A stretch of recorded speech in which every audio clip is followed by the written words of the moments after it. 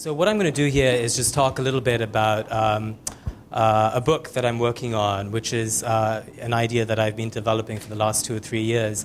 And I'll do 20 minutes of that, and then we can chat in general about either the topic that I'm talking about or anything India related. So what I wanted to talk about today is really how India is transforming, but not in the way that you would imagine. I don't want to look at politics or economics, but what I wanted to look at was how India is transforming because of the smartphone, which is a tiny, humble, small device that we've all gotten very used to. But this device is actually incredibly powerful, especially for India, because of all the things that it's doing there. So before I get to that, though, I wanted to pose a question for all of us here. And the question is, when did you discover the internet?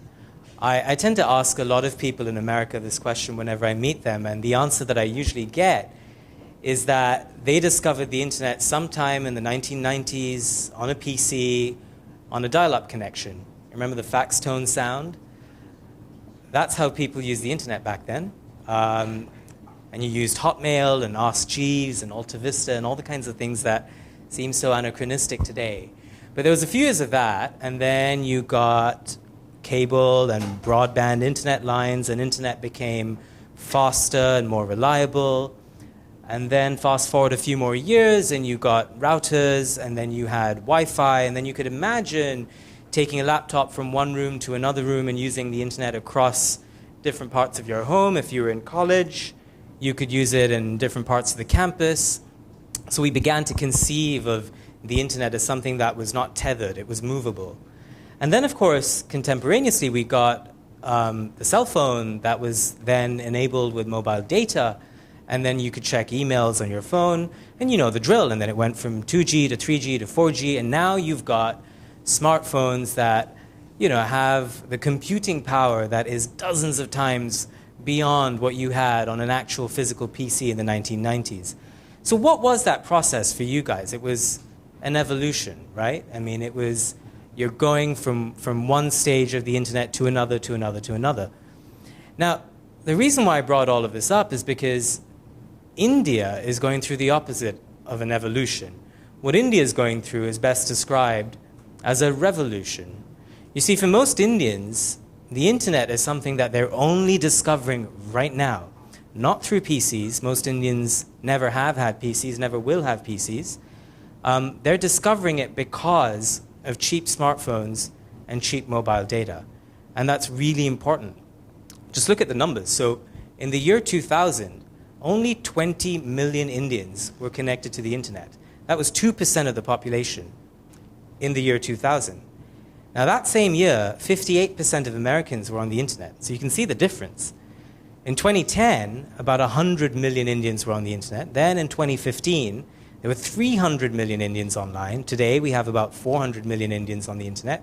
By 2025, some say 2030, we're expecting to have 1 billion Indians on the internet. Now, how are they getting online? Why? Why now? It is all entirely, well, not entirely, but 70 to 80% of the people who are coming online now is because of the smartphone. It's because of the easy proliferation of cheap, largely Indian and Chinese-made smartphones that allow people to get online. So, I would imagine a lot of you have iPhones here, for example. The iPhone in India is only about 3% of the market. Most Indians are using cheap $50, $100 smartphones that are made by the likes of Micromax or Gionee or Lava or Oppo, companies that you may not have heard of here but are huge in Asia. They're either Indian or Chinese companies. So put together, what's going on is that there's a massive move in India for all of these hundreds of millions of people to suddenly get online. And that's going to have immense ramifications across India, because you're going to have people who, for example, the median income in India today is $2,000 a year, maybe less than that. For these people, the internet would never have happened if we were on the old trajectory. If they had to buy a PC and they had to get a landline, they were never, ever going to get on the internet. So they got on the internet only because of the smartphone. And the smartphone for them, and it's not the same for us here, but this device is not just a phone. If you're on $2,000 a year, the smartphone is maybe your first mobile device, maybe not. It could be your first TV screen. It could be your first MP3 player. It could be your first Walkman. It could be, in most cases, your first camera. Maybe even your first alarm clock, your first compass, your first map device, your first GPS-enabled device.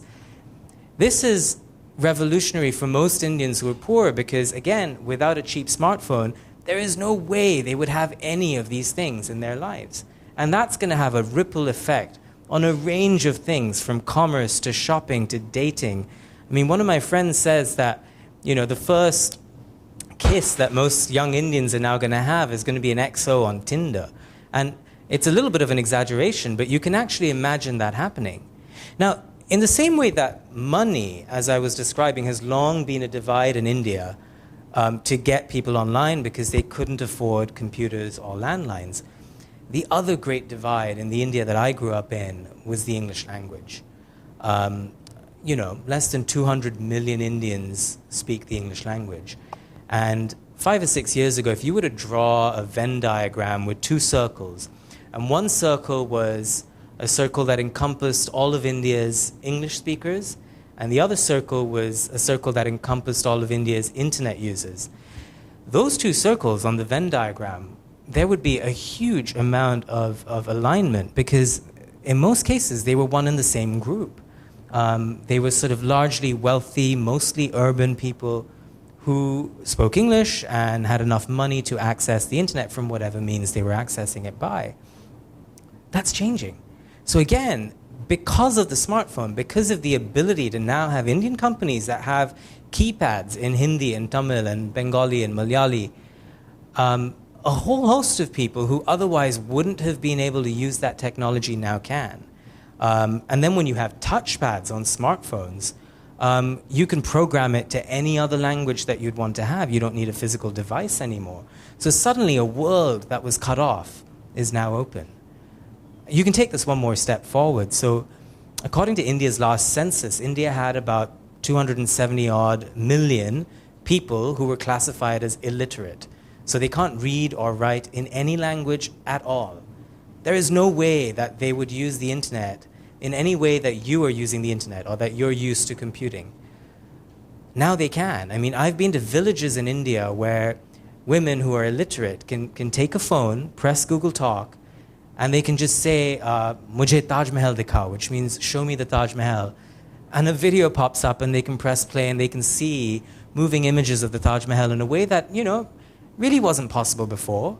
They can look at videos of how to cook different types of dishes, how to make new salwar kameezes so they can boost their stitching businesses.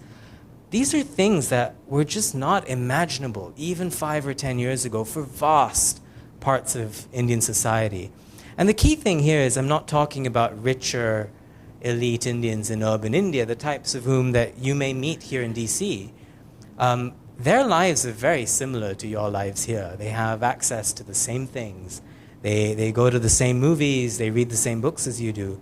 I'm talking about the rest of India, the India that really is cut off, left behind. That is the India that is transforming in immense ways because of the smartphone. There's an analogy I often use about America here. Think about the car and America in the 20th century. So when America first built the car, what happened?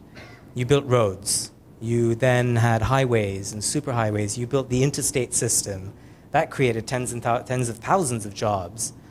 Now people are commuting. They're driving long distances. So now you have suburbia and the picket fenced home. And because you now live far away from where you might be working or you're commuting as much as you are, you now have a whole other set of infrastructures. You have the supermarket, you have the mega mall, you have the factory outlet, you have multiplexes, you have giant parking lots. These are all, giant bits of infrastructure in America in the mid-20th century that essentially was created around the notion of the car.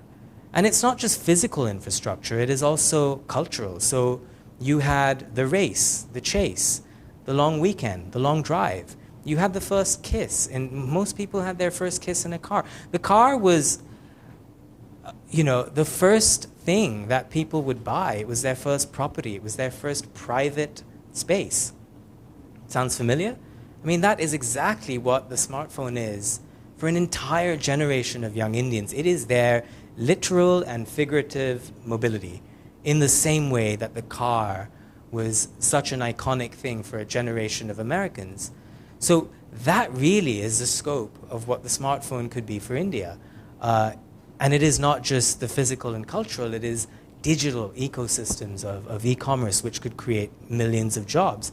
It is the dating industry, it is the education industry, healthcare could transform immensely through the way in which smartphones can connect people to health services, banking. India has a biometric ID system through which the government intends to then later sort of add subsidies to people's accounts directly. These are all things that are, in theory, going to be transformative for India. But it's not all good news. As with any new technology, there's a dark side, there are pros and cons, of course. So consider a few of those. In several Indian cities now, you have smartphone de-addiction centers that have cropped up. And these are centers where parents take their kids who are completely addicted to their smartphones. I mean, remember, their gaming console, this is their TV, this is their internet device, this is their messaging device, this is their homework tool, and they're completely addicted, and parents are worried. And many of the doctors and psychologists I've spoken to in India say that this is really a problem because you've taken this device and dropped it on a society that didn't have these things before, and now all of a sudden it's struggling to adapt. Or think about pornography. I mean, porn was not really easily accessible in India 15 to 20 years ago. You couldn't really access porn videos in India, maybe in the big cities, but elsewhere it was really hard to do that. Now, it's just the opposite. I mean, India is, I think, the third or fourth largest consumer of porn in the world. One telecom executive I spoke to refused to let me name which company he works for, but you can guess. He told me that 40 to 70% of the traffic on their entire network is pornography. India's most Googled person for the last 5 consecutive years is someone called Karanjit Kaur, who's Indian-Canadian. She's better known as Sunny Leone. She is a Penthouse Pet of the Year and a very famous porn star. And that's what Indians are Googling. That happens. So there's that. There is also the way that India is going to adapt to technology and smartphones that I think is very interesting and troubling. And it could be interesting as well in your lines of work, depending on whether you have business with India. But India is fundamentally what we call a very low-trust society. Frank Fukuyama had this great book called Trust, where he sort of classified countries into low trust and high trust. And the example he used was of Germany or South Korea that he saw as high trust societies where every component in the system worked. So supply chains were very efficient, people trusted each other, so companies could then flourish and be large, conglomerates, really. That's a high trust society. A low trust society would be something like the south of Italy, where things are more tribal and people have trust issues, companies tend to be smaller, supply chains tend to break down. Fukuyama didn't describe India, but India really is like Tokyo, for example, and your flight lands and you're taxiing and then it stops, and then you're told, okay, you can get up and take out your luggage. They'll take off their seatbelts and get up in a very orderly fashion and pull out their Rimowas and Tumis and, queue up in a single file and slowly walk off. And compare that with Calcutta, the city that I grew up in. And this happens every single time. The plane has landed, it's still taxiing, everyone has gotten up, they're pulling out their suitcases, they're squirming forward, they're fighting with each other. And that's just what happens. And why? It's because they don't trust each other. They're not sure if they're going to be the first ones to get on the bus that takes them to the terminal, or they'll have to wait. They want to make sure that they make it to the conveyor belts in time so that no one steals their suitcases when they come. you're laughing because this has happened. India's a low trust society, and that has implications across the board for the way in which technology is going to be used in India. So I would bet that all of you here who have mobile phones have contracts with AT&T or Verizon or, name the company. The contract basically means that you trust your service provider to give you a service every month, and your service provider trusts you to pay up. You have a credit history, it's verifiable, they can come after you if they need to. In India, it's the opposite. People don't have mobile contracts. I mean, some people do, I do, but by and large, most people buy their phones in cash. They don't have contracts, they have prepaid SIM cards, and they top them up bit by bit. So they'll buy like a 200 rupee top up or a 500 rupee top up or sometimes even a 10 rupee top up just to get a little bit of data. Now, why is this? This isn't just because they can't afford it. They don't trust their companies. And the companies don't even trust them. Do you know what a dual SIM phone is? So a lot of Indians use dual SIM phones. And again, this is because they know that they need one slot for Reliance, another slot for Vodafone, and when one of them conks out, they'll use the other, or they use one for data, one for mobile, or when both of them conk out, they switch them out with two others. This is standard in India. And that has implications for the way business transpires, for the way politics transpires. I'll give you an example. When Uber came to India, I think it was about 3 years ago, Uber, obviously, you all use it here, is all about not needing to use cash. So you don't have to fumble for change. It's all pre-programmed. You store your credit card in there. Well, Uber has a rival in India that is actually a bigger sort of company, Ola, which has more users than Uber does. Ola, very cleverly, and it's run by Indians and owned by Indians with Chinese funding, they decided that, well, we should use cash because most Indians want to use cash. And they did, and it was immensely popular. So Uber has done the same thing in India now. And currently, and this is even after demonetization in November, which we can chat about later, where all of India's cash was recalled and then recirculated, we are back to the stage now where 70% of Uber's transactions in India are cash. Why? Indians don't really trust credit cards. They don't really trust digital payments in the same way. They'll get there, but they don't trust it in the same way just yet. So what I'm building up towards here really is that the smartphone is just this one thing that has, in a sense, dropped in India at a speed and a rate that is almost unseen at this scale anywhere else in the world. No other country has had so many people discover the internet in such a short space of time. No other country will be impacted in such a large-scale way across so many different divides, be they caste or religion or income levels or gender. Those are all things that are now in a stage of massive flux. And that is really what the smartphone is going to end up doing for India. And I've talked about business, but there are political impacts as well. And I think it's appropriate we talk about that here since we're in DC. But for example, there's a state in India, the state of Kashmir, that has had internet outages for maybe 6 of the last 10 months. And in a sense, the government and the police there are shutting down the internet in large part because they realize what a powerful tool it is there to get people to assemble, to get people to protest, or whatever the case may be. And so the internet has been shut down there on several occasions to the extent that in 2016, India was #1 in the world for internet shutdowns, closely followed by Syria and Iraq, which gives you a sense of just how important this thing is for a rising, growing India. So I'm going to leave it at that then. And I guess my closing thought would just be that, we often think of India in terms of, a country that is growing rapidly, a country that is still quite poor.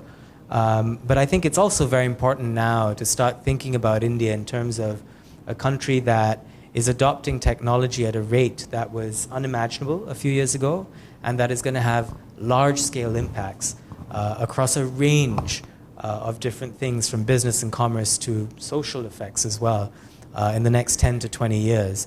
And in many ways, that will end up defining, or redefining the India that we've known for so long. Well, thank you very much.